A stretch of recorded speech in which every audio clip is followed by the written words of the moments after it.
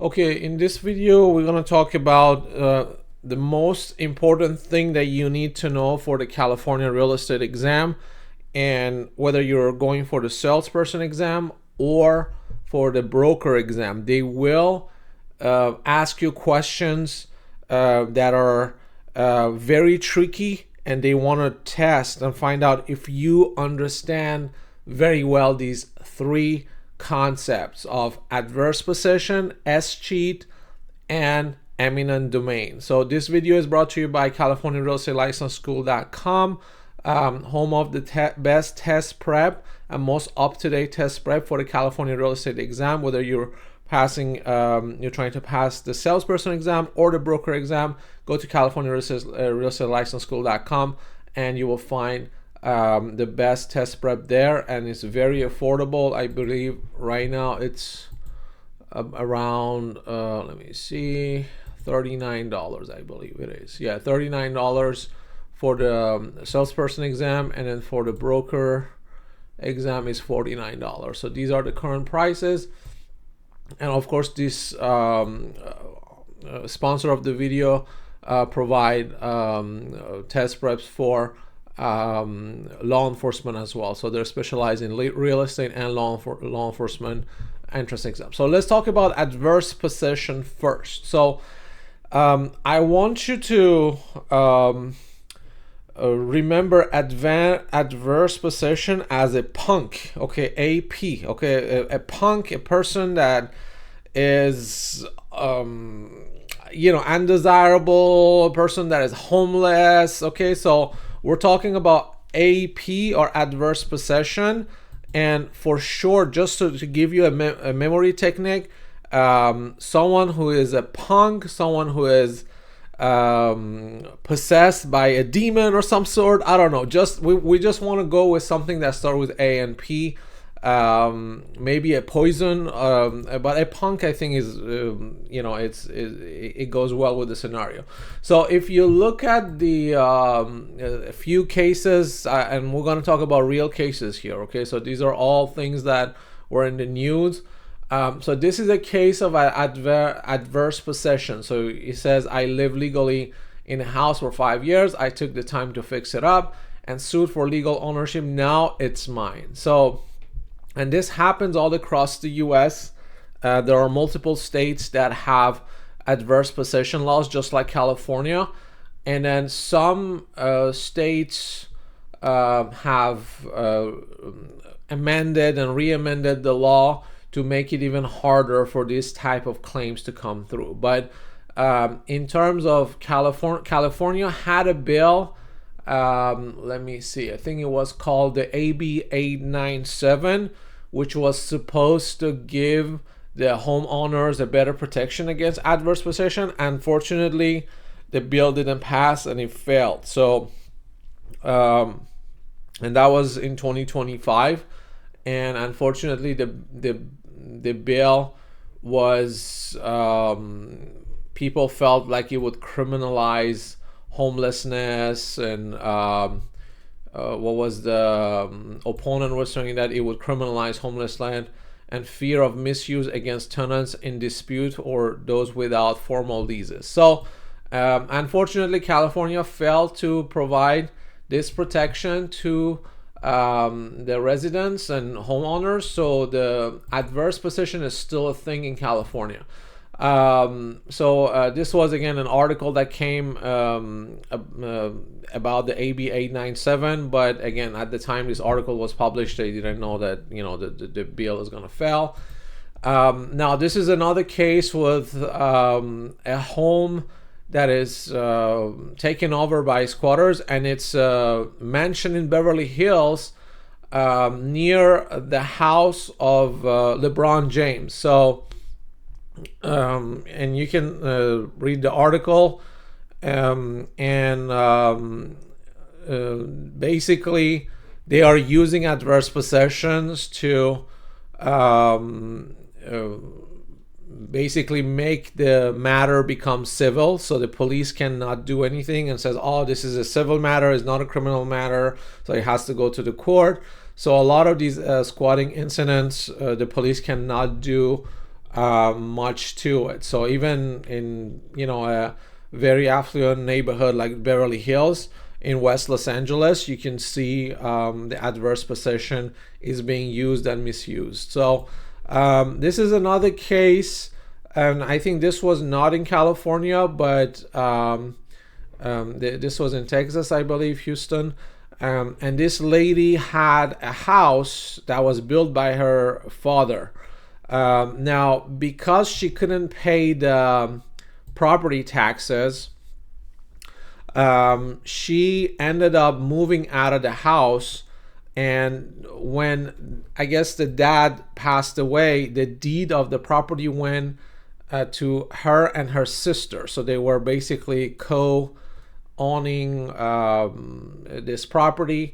But because of disputes of property taxes, they were not living inside. And then a man moved in and basically fixed up the house.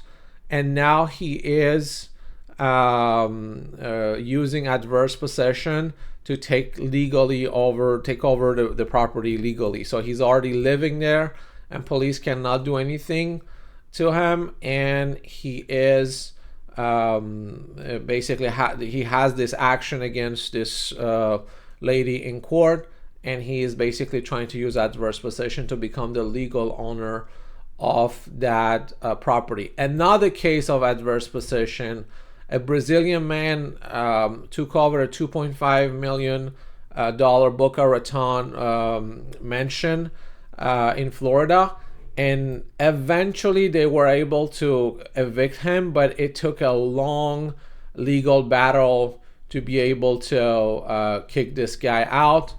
And unfortunately, it cost the property owners or the heirs or whoever was fighting it many months. I think it was in court probably for a year or two, trying to fight this. So this is your adverse possession. Okay, so this is a person that takes over your property and uses the legal instrument of adverse possession to not only they are there illegally, but also they want to make their presence legal, and they want to take over the title of the property. So what they will show in court is that they maybe provided renovation of the house, they fixed things around, they cleaned it up, they did some landscaping. They can also say that they paid taxes on it. So if there were tax bills were coming to the property and being mailed to it, then they maybe paid it, or maybe paid a portion of it, and they can use that in court. So it's not an easy case to prove, but some people, as you see, they are using it. Now let's move to escheat. Okay, now for escheat, I want you to remember the special cheat, a special cheat. Okay, so it's a special cheat that the government uses when there is no heir, when you are when you die without a will, and your property becomes unclaimed and goes to probate court, and they don't know who will take over this property. So then the government, the state government, takes over your property. So let's take a look at a few cases here. So these are cases of escheat. Now also I want you to remember that escheat is not only for real property. Okay, so escheat can be applied to stocks, it can be applied to money, it can be applied to any type of property.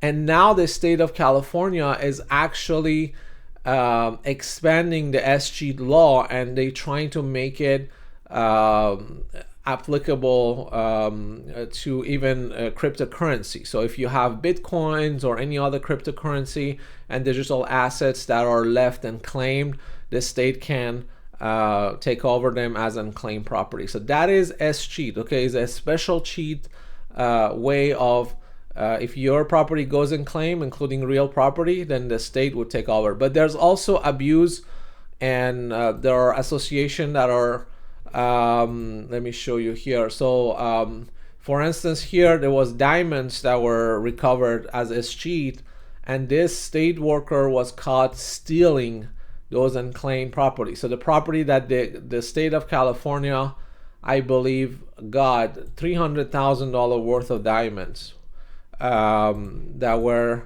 being counted and safeguarded. This state worker ended up stealing them. So as you can see, you know, even when your property is in a street, is not 100% secure, because they can be stolen by state, I guess, dishonest state workers.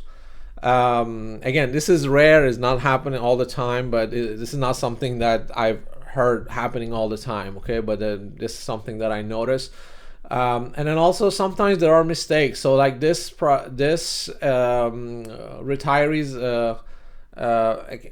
people or couples, they lost $275,000 of their investment in their Schwab account. I believe they were stocks, and they were transferred to the unclaimed property program of the state of California using escheat laws. And these guys were panicked, and they were just freaking out.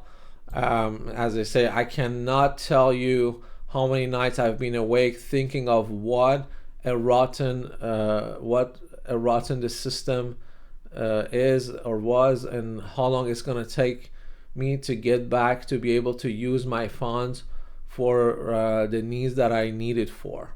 So yeah, so a lot of people that are maybe due to identity theft or situation where they are declared deceased when they are not deceased, then the state might go after their assets and use escheat, and then turns out that these people are not actually deceased, and they will have to go to court and launch actions and file claims to be able to get their property back. So this was escheat.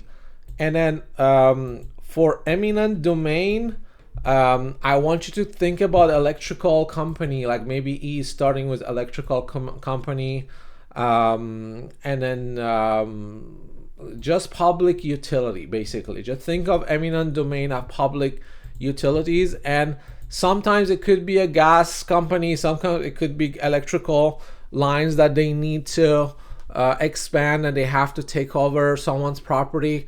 And then there's also lawsuits. Okay, so sometimes some property owners are not, they don't agree with the terms of the eminent domain, so then they would sue the city or the county or the state. And this case went all the way up until like the U.S. Supreme Court, and so this was a ACLU back case, and it looks like the U.S. Supreme Court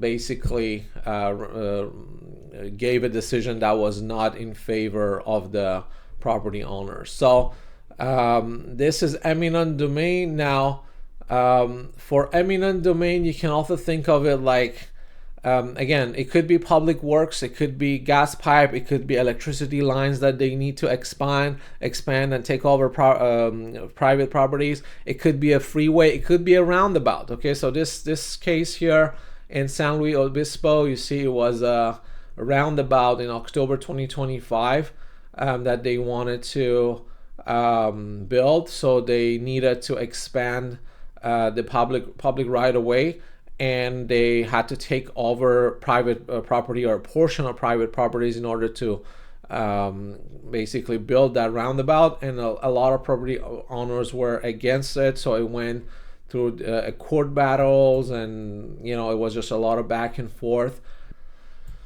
All right, guys, so be very careful with these three elements in your exam, because there will be situation that will be presented to you as questions, and they will try to trick you between adverse possession, think of as a punk, a homeless person, a person that just as a squatter getting into your property and wants to legally launch an action to take over the title. Between S-cheat and think of S-cheat as a special cheat against deceased people, dead people, okay? And then eminent domain, think of an electrical power company or gas company or public utility or an extension of a freeway or roundabout, or maybe widening a narrow street to make it more accessible for fire trucks or whatnot.